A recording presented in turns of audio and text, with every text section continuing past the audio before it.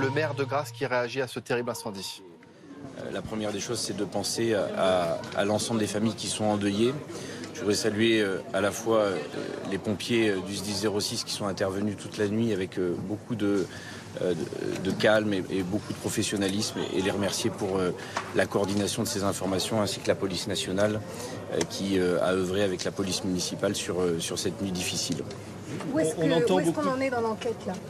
Alors aujourd'hui, l'enquête est en cours, elle est confiée au parquet de Grasse et c'est le parquet de Grasse qui va regarder et suivre cette enquête. On entend beaucoup d'habitants qui nous disent dans le Vieux-Grasse, il y a beaucoup d'habitations délabrées. Est-ce que c'était le cas de cet immeuble, monsieur le maire ? Alors cet immeuble, aujourd'hui, on n'a pas de raison, la cause et l'origine de cet incendie et de ce drame. L'enquête fera toute la lumière sur ces sujets-là, sous l'autorité du procureur de la République. On a dans le Vieux-Grasse un certain nombre d'immeubles qui sont bien sûr dégradés. On a sur cet immeuble, il n'y avait pas de problème structurel et l'immeuble avait voté le 14 juin dernier une requalification de la totalité de la façade, accompagnée et mis en demeure par la commune, des parties communes et de toute l'organisation de cet immeuble. Voilà. Aujourd'hui, il est prématuré de dire quelle est l'origine, si c'est une origine accidentelle ou une origine criminelle, on n'en sait rien et c'est véritablement le rôle de l'enquête et du parquet qui déterminera ça. Qui étaient les gens sont relogés Nous venons de démarrer, et c'est pour ça qu'on a mis un petit peu de temps à se voir, une organisation d'urgence pour reloger un certain nombre de personnes qui ont perdu leur logement cette nuit, et pour certains, une partie des personnes de leur famille. Donc la municipalité a coordonné les relogements.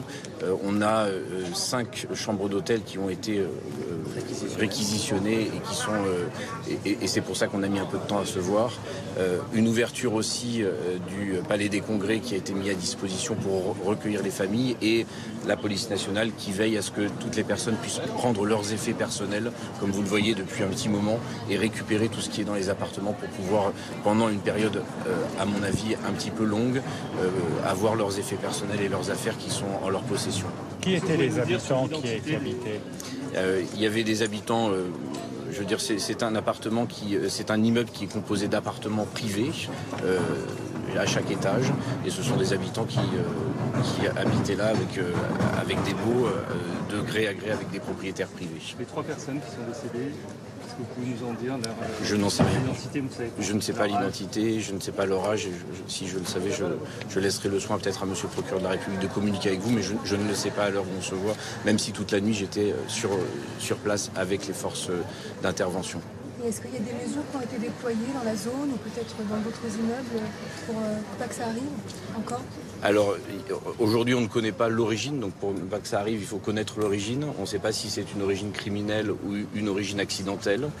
Une chose est sûre, c'est que la municipalité est engagée dans un vaste plan de requalification du bâti ancien dans le centre historique. On a, vous l'avez vu, un centre historique qui fait 10 hectares. Et on travaille à requalifier ces immeubles. Pour beaucoup, ils ont des problèmes structurels. Celui-ci n'en avait pas. Il n'y avait pas de problème de bâti ou pas de problème structurel. A priori, l'ingénieur béton qui est passé, ingénieur structure qui est passé tôt dans la matinée évoque le fait qu'après l'incendie, il n'y a pas de problème structurel sur le bâti. La totalité des choses sont détruites, à la fois des parties communes, à la fois des évacuations, à la fois des alimentations électriques et des appartements. Mais le sujet structurel du bâtiment lui-même n'est pas affaibli selon les premières constatations de ce matin. Donc celui-ci ne présentait pas de risque structurel. En revanche, vous le voyez, il y a des sujets de requalification de façade qui sont nécessaires, 2 parties communes qui étaient nécessaires. Cet immeuble faisait partie de ces sujets-là, façade, partie commune, organisation de l'électricité, de la copropriété. Ce sont des choses qui étaient programmées, votées depuis le 14 juin dernier et accompagnées par une mise en demeure de la commune. Il y a beaucoup de sujets dans le centre historique comme ça, mais on ne peut pas dire quelle est l'origine de cet incendie à l'heure où je vous parle. Pourquoi cette mise en demeure ? Pardon ? Pourquoi cette mise en demeure ? C'est une démarche communale. On l'a fait avec 600 copropriétaires de la vieille ville pour accélérer une mutation de ce centre historique qui en a besoin. Donc c'est quelque chose qu'on fait de manière très accélérée et à l'endroit de beaucoup de copropriétaires dans le centre historique. Pas spécifique à cet immeuble ? Pas du tout. Non, pas du tout. Et c'est une volonté communale forte pour accélérer les choses dans un changement, je dirais, de la structure de l'habitat dans le centre historique. Vous ne savez pas encore ce que va devenir cet immeuble ? Cet immeuble, donc, il va dans un premier temps être fermé pour les besoins de l'enquête, les besoins de l'expertise. Les personnes qui y habitaient ne pourront pas accéder pendant un temps.